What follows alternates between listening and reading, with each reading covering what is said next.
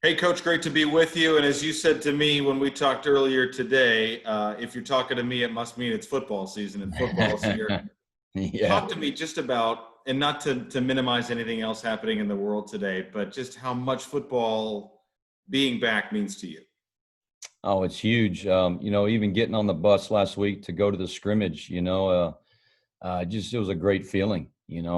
Kids and coaches are just really excited that the season's here, and there was so much uncertainty as if whether or not we were going to have a season, and it's just good to be back. This job's it's all about relationships, and not being able to be around your kids and your staff it's been hard. And I think everybody's just glad that we're finally to week one and excited to get things going. Speaking of those relationships, how do you build those? How do you maintain those? How do you keep those going when the face-to-face contact wasn't there and then is limited, and now you got to gear up and get ready for week one? Sure, you just got to find other ways to stay connected with your staff and your kids, whether it's your weekly team meetings on a Zoom call and your position meetings using the Zoom. Our sports U groups, our coaches have used that to communicate with kids. You just got to be creative and find ways to make it work. And that's one of the first things I told our coaches when we had the closure in the spring. Coaches are wired this way. Like, don't make excuses, find a way to make it work. And that's really kind of the mindset that we've all tried to have with this deal. And um, but it's certainly good to be back face to face. Let's talk about the challenges that await and lie ahead of you. And certainly, one of the challenges for a high school football coach is always the turnover. And there are several familiar names coming back for the 2020 season, but also some big losses in personnel that you have to replace from last year. Sure. Every year's a new year and a new group of kids. And it's you're always kind of anxious to see what this team is going to be like. And but we do have a lot of new faces. We also have a lot of guys back though that had a lot of experience last year. A lot of younger guys. We had, I think, 10 sophomores on the varsity last year, which is a lot. And a lot of those guys played significant snaps, and I think that's gonna help us this year. um, but I'm excited about this group. I think this group has a lot of talent, a lot of potential.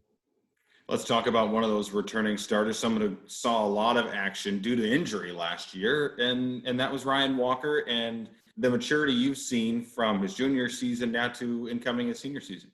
Yeah, Ryan's had a great off season, continued to work hard, and I think he's got more zip on the ball. He's throwing the ball really accurately, and and the fact that he had a lot of in-game experience. Like I said, he played in 8 games and got a lot of experience as the starter, and so I think that's going to carry over to this year and really help him. But yeah, he's looked good in fall camp, and um, expect big things out of him. One of the more exciting combinations last year we saw a lot of was Walker to Anthony Black for a touchdown. I hope to be calling that a lot this season. Do you talk to me about how you plan to use Anthony, and he keeps growing too?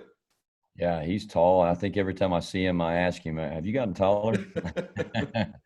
He's a big target. His catch radius is enormous, and I think he's faster than people think.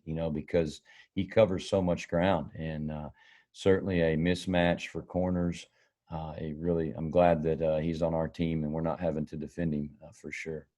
Jason Nagu in the backfield, you and I were talking about a little bit earlier, has grown himself and is running the ball with a little bit more power and a little bit more purpose. Yeah, extremely hard worker. I mean, he's done a great job of, living in the weight room, and he's put on probably 15 pounds since last fall. He's also really worked on catching a ball. That's something that I think we'll see more of him. Being more versatile, not just a runner. Being able to catch the ball out of the backfield and do some things there. But yeah, he's doing a great job, having a great fall camp, and excited about him. And there are some new offensive weapons as well that may be familiar to fans of the JV squad. But why don't you talk a little bit about KJ Liggins and some of the other weapons that Ryan will have around him? Yeah, KJ Liggins. I mean, he's a special player. He'll be a two-way guy for us. He's very explosive. He's a good sized kid too. He's about 185, 190 pounds, and he will run through arm tackle. And he's a guy that gives us a physical receiver, but he can run, and he's also a guy we can move around and do some things with offensively. So certainly excited about him. DJ Kislak at receiver. He's kind of that hybrid, that inside receiver / tight end. So he gives us some versatility to where we could be four wide, or we could use him as a tight end or a sniffer to secure the edge for the run game. Got great hands. And then Dylan Nelson. Dylan Nelson. He played a little bit towards the end of the year on the varsity. He's been a running back predominantly, but we've transitioned him to our slot receiver, and he's got really good hands, and he's done a great job. And he allows us a lot of versatility offensively, that we can be four wide, but we can also be in two back the next snap because he's played running back, and I think, gives us a lot of versatility offensively. On the defensive side of the ball, you lost some of the size and beast, if you will, up front with the graduating seniors, but you're returning a lot of guys with some experience. Is there a trade-off there? Is there a balance? We lost some good players up front, especially on the D line. So that's probably the area that was a concern going into the fall camp. We've had some guys that have stepped up. Simi Sox, is doing a great job. Fernando is playing well. Sammy Hernandez, Ryan Sewell. Those are some guys that we're certainly going to lean on. But the three big boys, Fabechi, Alvin, and Derek, they're going to have to help us on the defensive side of the ball as well, and give us some quality snaps defensively. And I think they can. They're all three really good players. Obviously, they're big kids, and so those are also some guys that we're going to rely on the defensive front. Well, here's some familiar linebacker names: Tim O'Hearn and Jack McAdams, and then the secondary with Charlie and with Zach. And so how does knowing that you have those elements in your defense make you rest maybe a little bit more comfortably? Yeah, it's always good to have guys that have played or started, the year before. A lot of experience, especially in the back end. Zach and then Charlie, those guys, they're kind of the quarterbacks of the secondary and help get everyone lined up, and they're in charge of our communication. And then, Kenan Peters is back, and, he had the injury at the end of the season, and he's back full speed. Excited to have him back. And, then KJ will be a guy that will play a lot of corner. And then there's some other guys that, we're going to have to rely on that are had a great summer, having a great fall camp. Isaiah Nichols,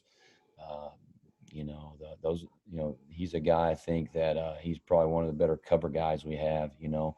Will Kraus is another guy. He's been a safety. We've transitioned him to corner, and I think he's picking it up really well. Miles Hardy, those are some guys that that we're certainly going to have to get snaps out of, and it's created some really some good healthy competition as well.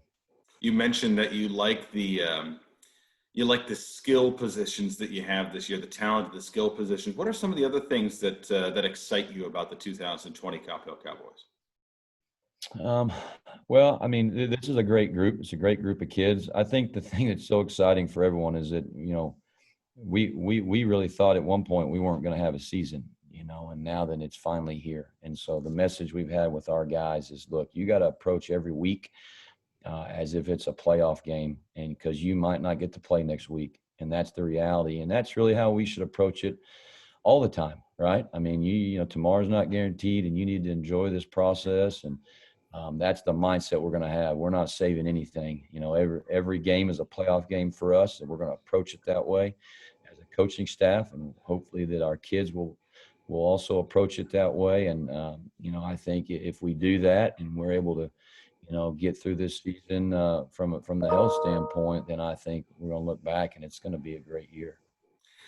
The district has certainly changed and reconfigured, as we all remember, several months ago, welcoming in some new opponents in the Plano schools, Plano East, and Plano West. First, let's get your thoughts on facing them this year. Yeah, obviously the Louisville schools, we're familiar with them.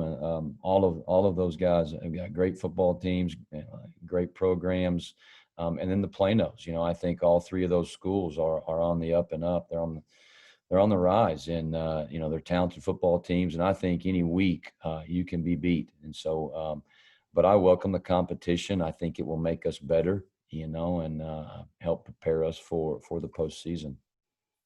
You mentioned the Louisville schools, and this district is not a cakewalk. It is not an easy one for any of them, especially some of the favorites at the top who could beat each other up pretty well and then leave room for somebody to sneak in from the bottom. But when you look at the Marcuses, at the Flower Mounds, at the Louisville and Hebron, and facing those teams again this year, your thoughts on how you match up against them?